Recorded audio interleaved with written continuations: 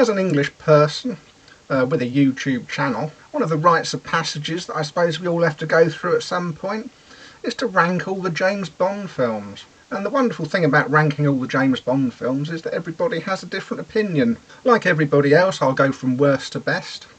But possibly unlike other people, I will include the unofficial versions. That is the comedy Casino Royale from the 60s, and Never Say Never Again, which starred Sean Connery in the early 80s. I do like to collect movies, and I did have all of the James Bonds at one point. I didn't have No Time to Die on DVD. I saw that in the cinema though, obviously. And so the format of my video is just going to be picking up the DVD and having a quick chat about it. And so without further ado, let's get on to the worst one. And about, I don't know, 6 months ago, something like that, I had another clear out of DVDs because I have a one in, one out policy. I did get rid of some of my James Bond films. There's some there that I probably won't want to watch, maybe ever again, I don't know. Oh, and there's a good link into what I consider the worst. So the one I'd probably like to least watch ever again is Never Say Never Again. It's just kind of pointless, really. I'll hold up the box here. I haven't got it anymore, so I've got rid of it. And I've seen it a couple of times, but I have zero memories of any of it, really. None of it stuck in my brain at all. The next two that I'll probably never want to watch again, I have no interest in, is a duology. I'm going to be doing this throughout my video. There's some films that are just sort of equally at the same level, as it were. I can't possibly separate them into numbers, so I'm going to put them all up, both up together. And unfortunately it's the two most recent ones, Spectre and No Time to Die. They're just a hot mess. I think they're a hot mess. It could be the opposite of recency bias here. It could be just that I'm too dyed in the wool with the old Bond and I can't appreciate the new, but that's not true because there's some Daniel Craig's quite high on my list, no spoilers. They're difficult to follow. You know, the bad guys aren't particularly notable. Spectre was an awful lot of spectacle without any much meat, as it were, and No Time to Die was just so busy playing with tropes and playing with expectations and making such a big deal out of the fact that Bond gets his arse blown up that there wasn't really anything else there to be iconic or interesting, really, I suppose. When you watch Bond films, you're looking for those iconic moments, and I think they're just going through the motions with those two films. And I suppose for the next one, again, I got rid of this one, Quantum of Solace. Going a bit hard on the Daniel Craig's here, but never mind. But we all know why Quantum of Solace is a bit crap, and it's sort of like it's a DLC for Casino Royale, isn't it? And you know what DLCs are like, they're all a bit... You don't feel like you've got the full content, as it were. It's not a complete entity. And again, it's a bit of a hot mess, isn't it? Quite crappy action scenes and all that. Nothing particularly iconic coming from that film. And so we move on to the next one. I think the next one is not very controversial at all, but Die Another Day. Got rid of that one. There's some iconic moments, but iconic for all the wrong reasons. And you've got... Is that the one where... I think it is. It's been a while since I've seen it. But is that the one where you've got Bond in a detention camp and he's all trampy and beardy and smelly and sweaty, and then he goes and has a fake heart attack to escape from MI6? And is that one, or is that one of the others? I don't know. The late Brosnan's all sort of confused into a bundle to me. But yeah, nobody wants to watch that. Yeah, so I'm moving on to the next on the list. Another duology. We've got Tomorrow Never Dies and The World Is Not Enough. And going a bit hard on the old Brosnans here. The World Is Not Enough. It felt like a good James Bond movie to me, but mostly unmemorable. And funnily enough, of all the Pierce Brosnan movies, it's the one I sort of feel is the most Bond-like, really. If I imagine what a Bond film is, The World Is Not Enough would be the one from Brosnan that would like fit most of the categories. But yeah, it's quite long, and it's got terrible pacing, and it's quite boring in places, which a James Bond film never should be, really. You shouldn't have too much time in the boredom zone.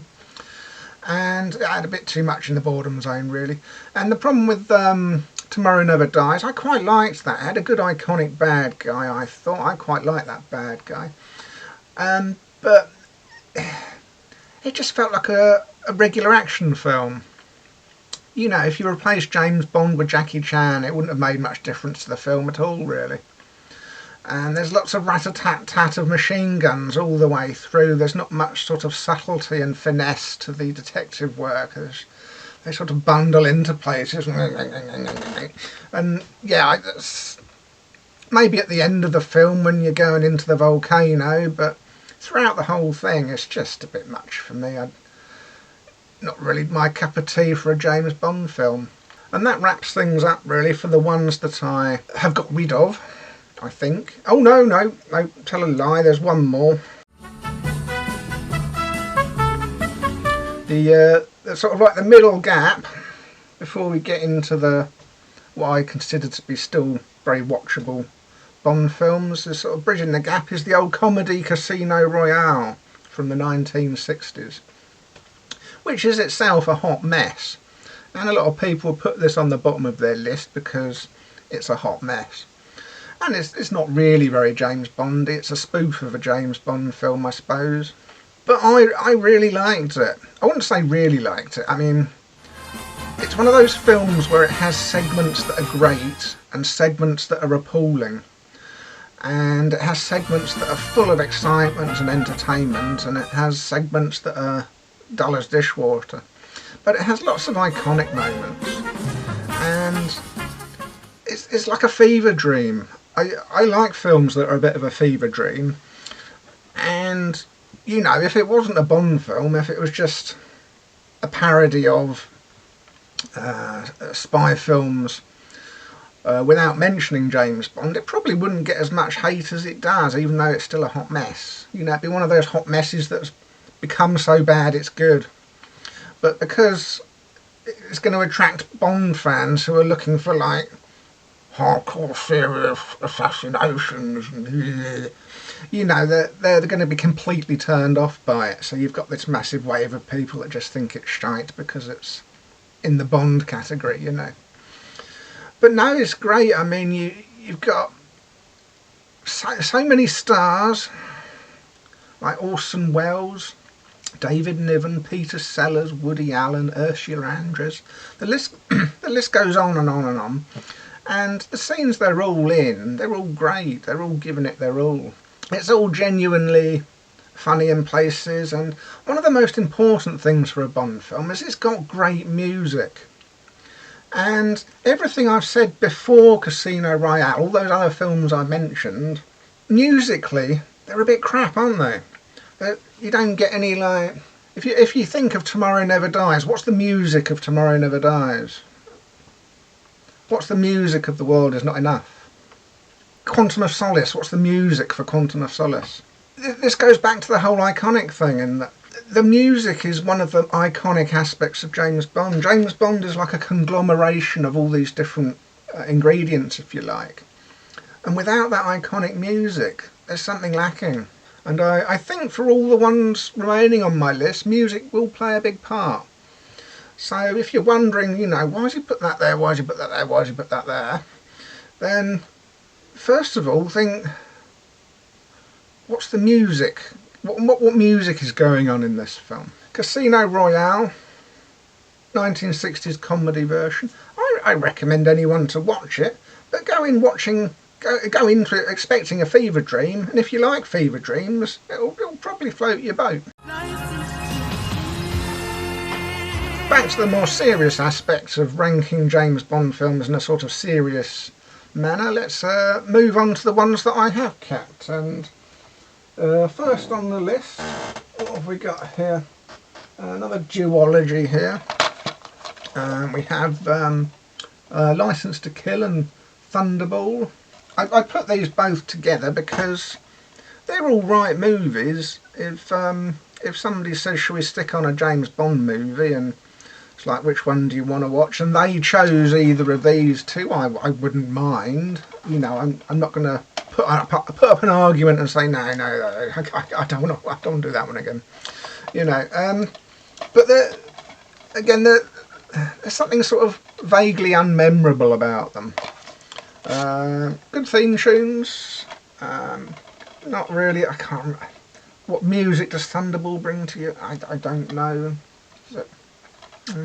But yeah, for Thunderball, all my memory is of the underwater scenes, shooting the old harpoons. That's about it. Other than that, I always like the one where he wears a jetpack as well. So there's a couple of iconic scenes that sort of stick in your head and very memorable. But generally speaking, I don't have much memory of it. It's sort of quite long, and there's some elements of boredom in it as well. And then Licence to Kill. Again, like Tomorrow Never Dies, it's more of an action film. It came out in the sort of like the dying days of the original Bond, as it were, before it got rebooted under Pierce Brosnan many years later.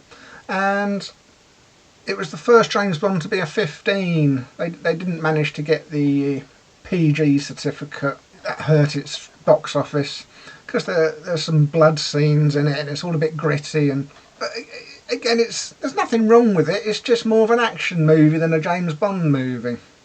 It still has lots of nice iconic scenes though, and they did have the biggest explosion ever exploded at that particular time. But then explosions are sort of like, you know, it's not as exciting as a good ski chase, is it? So yeah, I mean, very, very watchable, but yeah,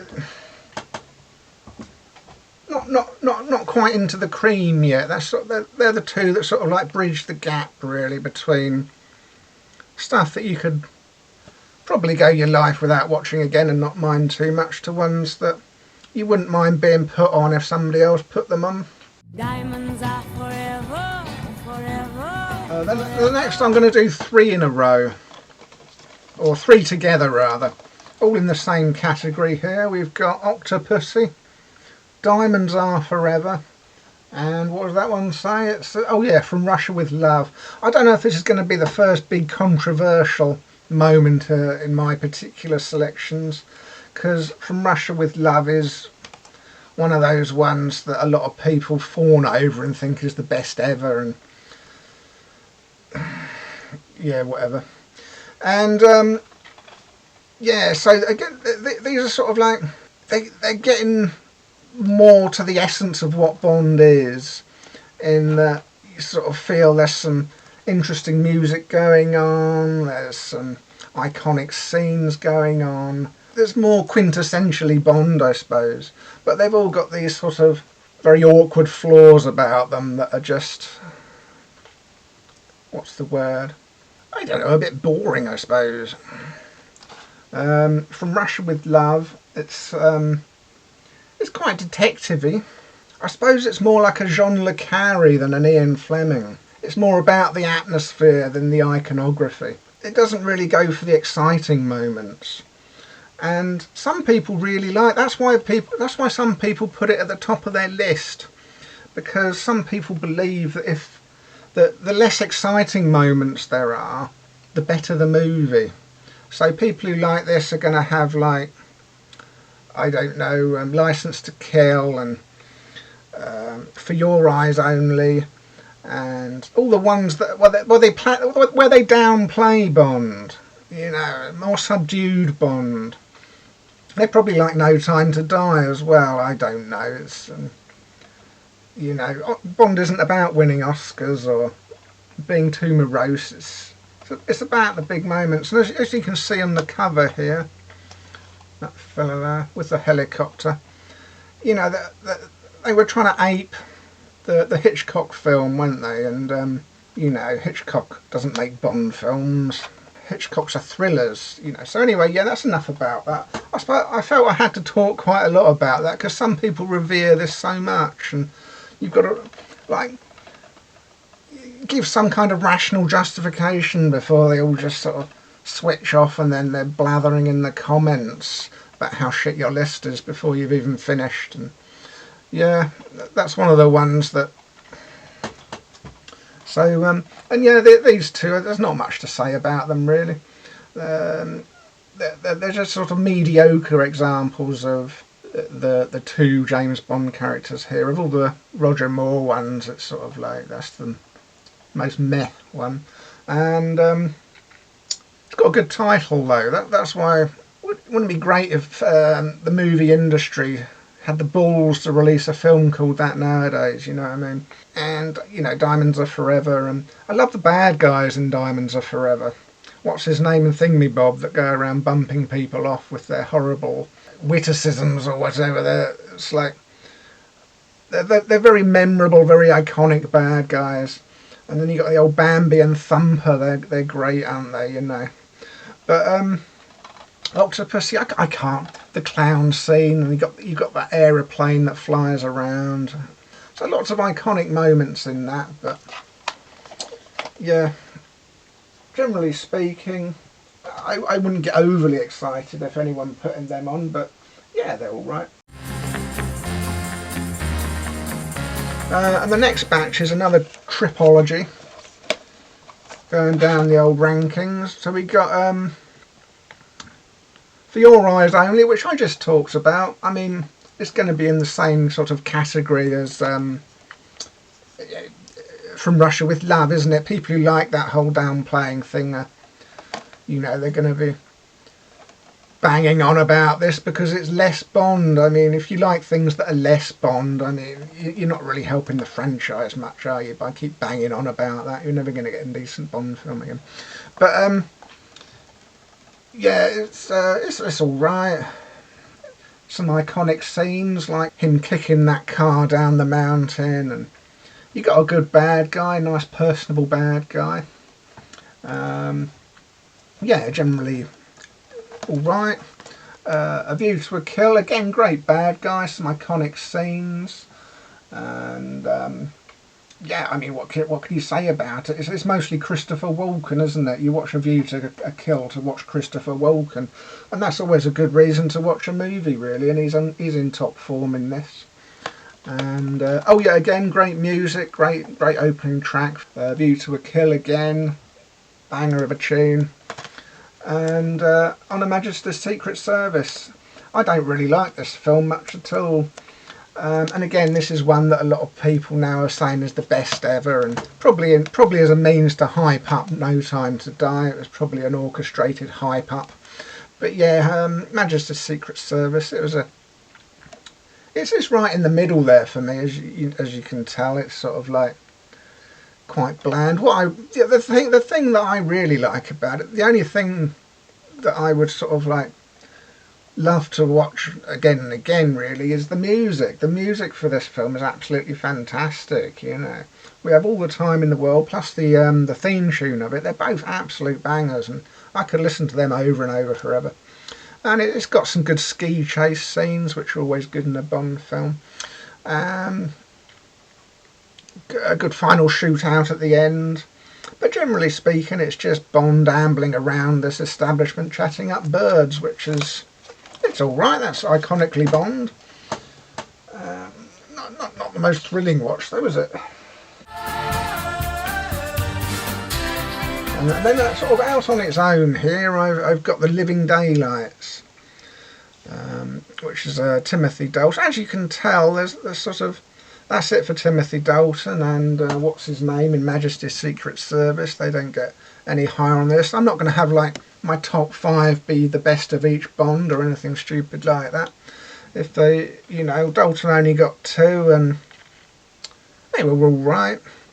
I wouldn't chuck either of them away, but they're kind of losing it a bit, aren't they? So The Living Daylights, there's some great moments, you know, like the going down the hill on the cello, and the whole sniper thing, and the lovely Bond girl. Again, nice theme tune, and it's got all the elements, I suppose. Yeah, there's some nice stuff in here. Similarly with Man with a Golden Gun, it's a good enough movie. It's got some good fun moments. The bad guy and his henchmen are sort of very memorable. It's quite a novel story. There's lots of over the top ridiculousness. It's very iconic because you've got the whole island.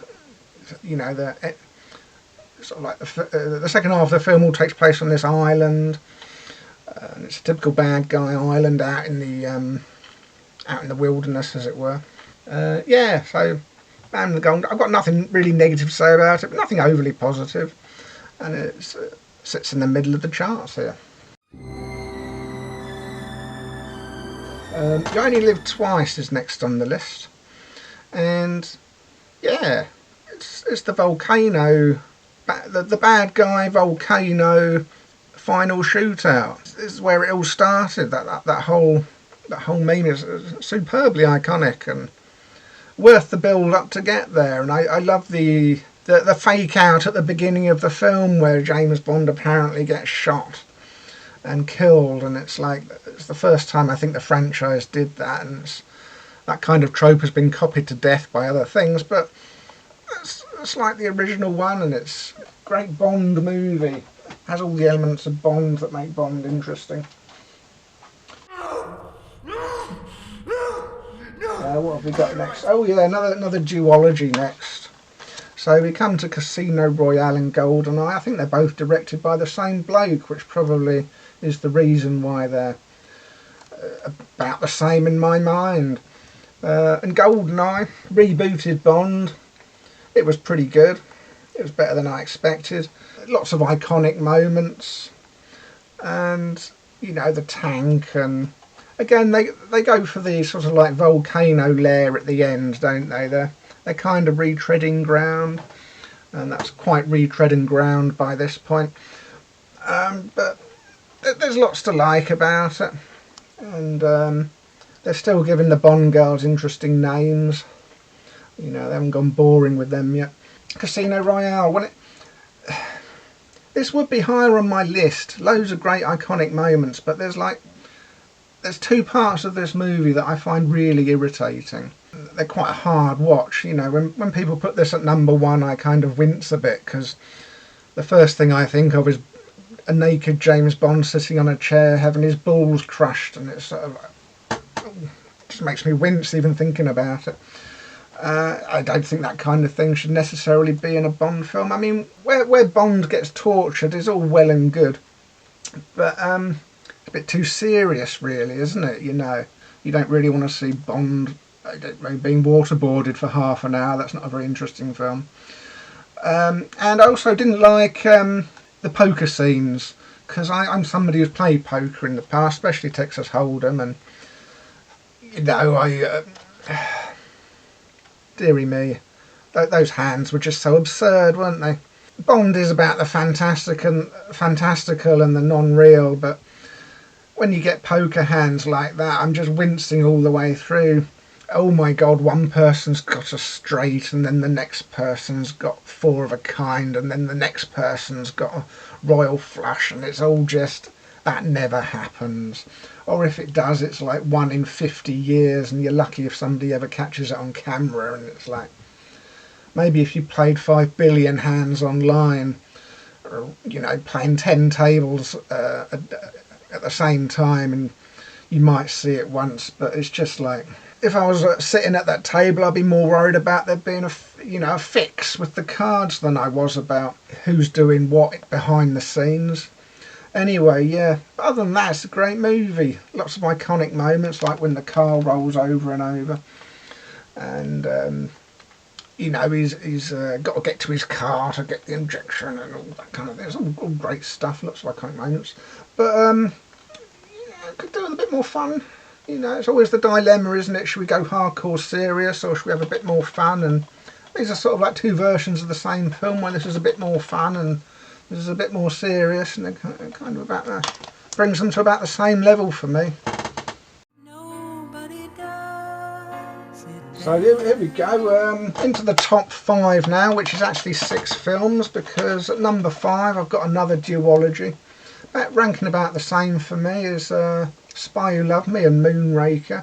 Because of course Moonraker's kind of the sequel to The Spy Who Loved Me. because you got Jaws, one of the most iconic bad guys in Bond history. If not the most iconic, I don't know, Blofeld or Jaws, or Oddjob, I suppose, maybe, I don't know. But yeah, all the complaints I hear about Moonraker, I mean, it's just bollocks, really. I mean, if you can't get into the fun of Moonraker, what are you doing watching Bond films? I mean, it's absurd, but it's gloriously absurd. The only crap thing about Moonraker is all the product placements, and all the people who criticise it never mention that. It's like they go on about how it's too silly. I mean, how can a Bond film be too silly? That's the whole point of it. You're not watching John le Carre, you're not watching a Jason Bourne film, you're not watching an Alfred Hitchcock film, you're watching a fucking James Bond film. And this is the one that, turns it all up to 11. But, that's, in a Bond film, that's perfectly acceptable. But yeah, the crap thing about this is the product placement. Of course, people, I suppose, on YouTube who rely on product placements, and they don't like to criticise that aspect, probably. They're thinking, I might want adverts on my channel at some point. If I go and criticise all the product placements in this, then I might sound like a hypocrite. But it's Bond can't walk down the street without a big advert behind him saying buy this, buy that, buy the other. Fly dipshit airlines, blah blah blah. But anyway, but The Spy Who Loved Me is sort of like a more serious version of this, I suppose. Again, it feels like a good spy story, but it's still got lots of ridiculous moments. And you've got a more interesting love interest, a more iconic love interest. And both of these, very nice music to them, I think. Keeps it flowing all the way through. And the great thing about The Spy Who Loved Me is it's one of the ones where the Russians are kind of the good guys as well. In that, you've got these two competing Cold War entities at the peak of the Cold War, and they're having to come together to defeat this even more villainous person that wants to do even more villainous things, and that's a great concept for a film, let alone a Bond film. So yeah, all great stuff. So into the meat now. There'll be no controversy here when I put up Goldfinger as number 4. Maybe some people will bitch that I haven't put it higher, but yeah, I mean, this is the quintessential iconic Bond film, isn't it? It's got all the things you expect. It's got the music, the gadgets, the girls, the original Sean Connery, of course, while he was still in his peak and still giving a shit, and all that kind of stuff. You can't go wrong with that. I could talk about this for ages, but everybody has, and I've got nothing else to add. Yeah, we're getting into that top sphere now, aren't we? Dr. No. And Dr. No is probably the only film on the list that I'm putting this high because it's just pure nostalgia. There's nothing better than going back to the first one to see where it all came from. And it doesn't matter how crap it is. It's got that intrinsic interest of being the first one. And in any film series, any fans of the series, they're going to be watching the first one at some point and getting something out of it and saying, oh, that's where that came from, that's where that came from, and oh, that I see the original didn't used to do that, and all that kind of thing. It's all very interesting. Your mind's kept interested all the way through as you're viewing it as the first one. I suppose if somebody watched it not knowing it was the first one, they'd probably think it was a bit crap, and that might be why it might be lower down on some people's lists. Because obviously they're just finding their footing, really. But again, loads of great iconic moments, great music, and you've got the old intro that was all very stylistic of that time, and yeah, great stuff, really. Number 2, it's got the old Skyfall, and yeah, after me slagging off all the newer Bond films for most of the video, I suppose, ever since the reboot of Pierce Brosnan, I don't think they've really got it right. But I thought in Skyfall was the closest they've ever come to getting it right. In that it's a bit absurd, but the plot's a bit absurd. But you don't necessarily watch Bond for a coherent plot. The plot is very often how good is the bad guy, and by good I mean how memorable and nasty are they, and do they stick in your mind. And you'll notice for quite a lot of the ones I put higher on the list, they've got very, very solid bad guys. And the music's fantastic, of course. You've got Adele doing the tracks for this, and that is super iconic, one of the most iconic theme tunes for Bond ever. And you think you know, we'll never find somebody to top Shirley Bassey, you know, doing her old Goldfinger number, but yeah, Adele pretty much up there really, and I think it maybe smashes even Goldfinger there. And there's loads of great scenes, loads of great action scenes, but also artistically sort of like imaginative action scenes.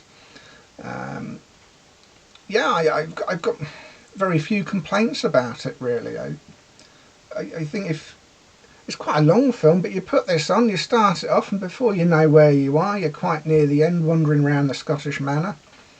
And I think the weakest part of the film is the Scottish manor. I think they're sort of like, by that point, it's sort of, oh, get on with it, get it over with already. But it's a nice send-off for Judi Dench, that's been in the series for a good long time. And she probably deserved a bit of, come on, we're all going to sit around and watch Dame Judi Dench have her sending off. You know, that's fine, give a bit of leeway there. So, yeah, it's got everything you want from a Bond film, presented nicely and properly, and yeah, good stuff really.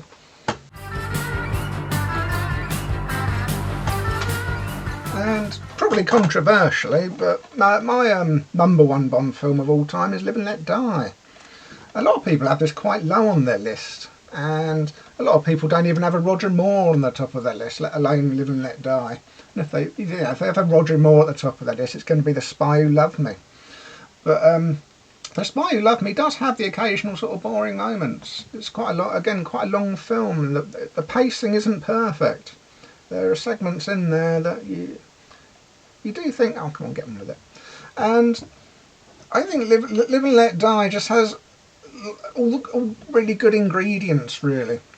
It's got that sort of down to earth, he's just a spy going through some sort of basic spy processes, as it were. You know, he's just going through the motions of being a spy.